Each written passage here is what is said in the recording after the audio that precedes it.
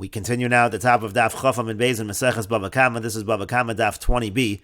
On the previous summit of Chista asked Rami Bar Chama, what's the halacha in a case of zen nene v'zelo chaser? The case is, let's say, a person who normally rents out space for himself, now he stays in someone else's chaser. It's no loss to that other person, but he's gaining, so does he have to pay or not? On the one hand, we could say the owner of the chaser isn't losing anything. On the other hand, this person, he is getting some benefit. Maybe he has to pay for that benefit. So Amar Lei, so Rami Bar Chama said to Rav Chista Masnisani, the answer to your question is actually our Mishnah. Hey Masnisan, which Mishnah? Rav Chista asked Rami Bar Chama, which Mishnah are you talking about? Amar Lei, Rami Bar Chama said to Rav Chista, L'chita shamishli, when you serve me, so then I'll tell you which Mishnah. Shakal sudre karachle, so he took a scarf and he folded it for him, he served him. Amar Lei, so then Rami Bar Chama said to Rav Chista, our Mishnah says, Im nenis mishalemes masha nenis, if the person derives benefit, meaning a situation where you have shein in Rishos Harabim, the animal eats something in Rishos Harabim, so the owner of the animal is patur for paying for the damages, but if there's some kind of benefit the animal derived, he has to pay for that benefit, and the same thing would be true over here. The person benefited by staying in the chaser, he has to pay for that benefit. And the Gemara continues, Amar Rava says, Kama lo choli v'lo margesh gavra demari sai, how much a person doesn't have to worry about anything, doesn't have to be concerned about anything if HaKadosh Baruch Hu is helping him. Meaning Rami Bar Chama, HaKadosh Baruch Hu helped him over here, because Rav Chista could have asked him a very simple question on his proof. The Afagav de lo dami lamasis, and even though our case is not comparable to the Mishnah, Kibla Minei, nevertheless Rav Chista accepted the proof of the Mishnah that Rami Bar Chama brought. And why is it not comparable? Because in our Mishnah, the person is deriving benefit, meaning his animal is eating, but the other person is actually losing. The animal is eating some food from somebody else. It's zen nene v'zeh chaser, so of course you have to pay in our Mishnah. But this question over here, zen nene v'zeh lo chaser, was a case of zen nene v'zeh lo chaser. The person is benefiting, but the other person is not losing anything. So how can you compare the two cases? But the Gemara says, Rami Bar Chama, now Rami Bar Chama will respond. Rami Bar Chama, who says there is a proof from our Mishnah, he will respond, Stam peiros b'Rishos Harabim afkure mafker lehu, that in general, when you have fruits in Rishos Harabim, the owner of those fruits already made them ownerless. He's assuming he's going to lose those fruits, and therefore really it is a case of zen nene v'zeh lo chaser, and you can therefore bring a proof from our Mishnah to this question. And the Gemara continues, Tanan, we learned in the Mishnah in Babba Basra, hamakif chaveru mishalosh ruchosav, if a person is surrounding his friend's property from three sides, that's like we see in the picture over here, Reuven is surrounding Shimon from three sides, v'gader es rishona v'es hashniya v'es hashlishis, and Reuven puts up fences on the first and second and the third side. He surrounds Shimon from three sides with fences. Ein mechayvin oso, we don't make Shimon pay for those fences at all, even though there is some benefit that Shimon is getting. Reuven put up some fences, but still Shimon is not really protected. He's totally open on the fourth side. He does not need to pay. And the Gemara infers haravias mechayvin oso. The implication is if that Reuven would put up four fences, if he would completely protect Shimon, then Shimon would have to pay. Shmamina, so we see from here, zenene v'zeh lo chaser chayiv, if this one is benefiting, meaning Shimon is getting benefit, and Reuven didn't lose anything, he was putting him up anyway for himself, so he's chayiv. And so therefore it seems to be zenene v'zeh lo chaser chayiv, seems to be an answer to our question. But the Gemara says, no, shani hasam, it's different over there. Diyamar le, because he can say to him, meaning Reuven can say to Shimon, at garam tali hakefa yaseir, no, you actually did cause me somewhat of a loss, because you caused it that I had to make these fences in the first place. If there was no one on my inside, I wouldn't have to make these fences, and that's why you have to pay.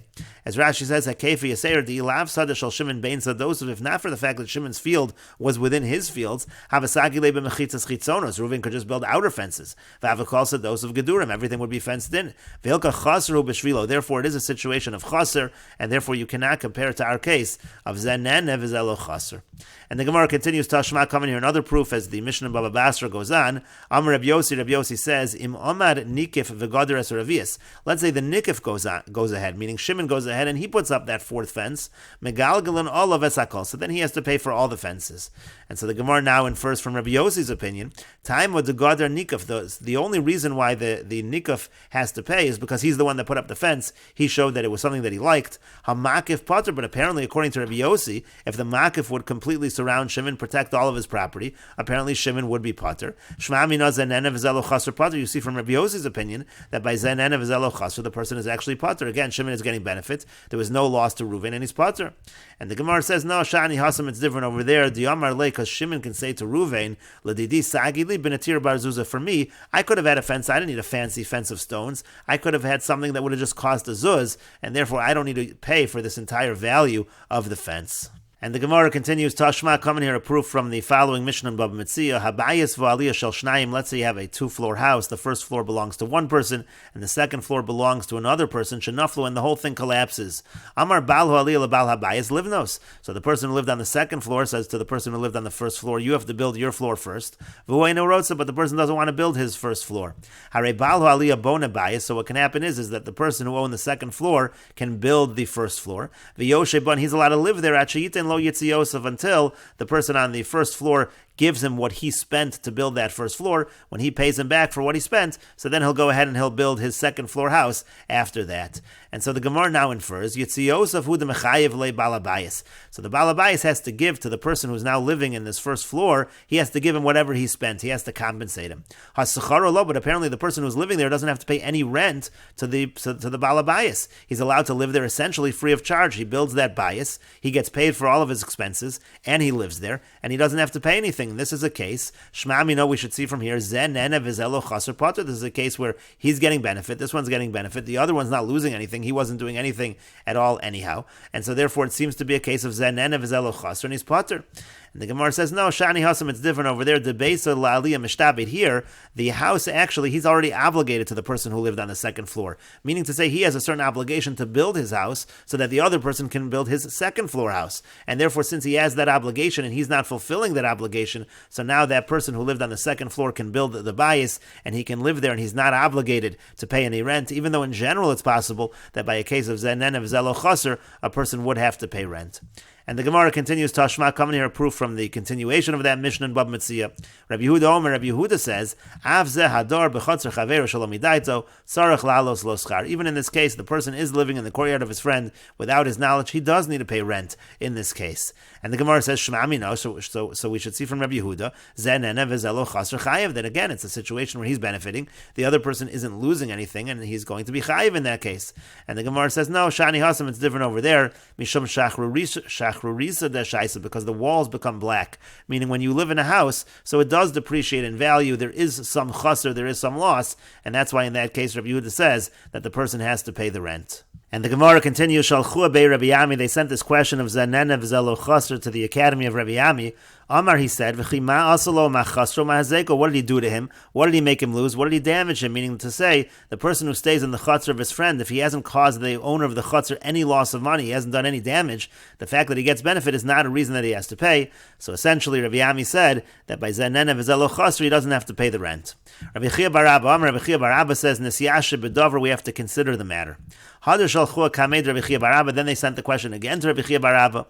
Amar, he said, they keep sending me the same question. Had I found an answer to the question, would I not have sent it to them? Itmar was stated the following machlokas amoraim on this question of Zanen of Zelo Chaser. Rav Kahana Amar Rabbi Yochanan. Rav Kahana said that Rabbi Yochanan said Eino tzarach l'halos lo schar, that he doesn't need to pay him rent by this case of Zanen of Zelo Chaser. Rabbi Avo Amar Rabbi Yochanan tzarach l'halos lo schar. Rabbi Avo says that Rabbi Yochanan says that he does need to pay the rent. Essentially, it's a machlokas between Rav Kahana and Rabbi Avo, what Rabbi Yochanan said. And the Gemara continues, Amar Rav Papa says, Had Rabbi Avo, this statement of Rabbi Avo, that Rabbi Avo quoted Rabbi Yochanan that he has to pay the rent, La befeirish itmar, it wasn't said explicitly. Rabbi Yochanan never said explicitly that he had to pay the rent. Ela michlala itmar, rather Rabbi Avo inferred it from something that Rabbi Yochanan did. The Tanan, as we learned in a Mishnah, not al even o korah shel hekdesh. Let's say the gizbor of the Beis Hamikdash, he takes a stone or a crossbeam of the Beis Hamikdash, hareza lo moal, so that's not considered me'ilah, because he hasn't really taken it out of the Rishus of Hekdesh, because the gizbor is in control of everything that is owned by the Beis Hamikdash.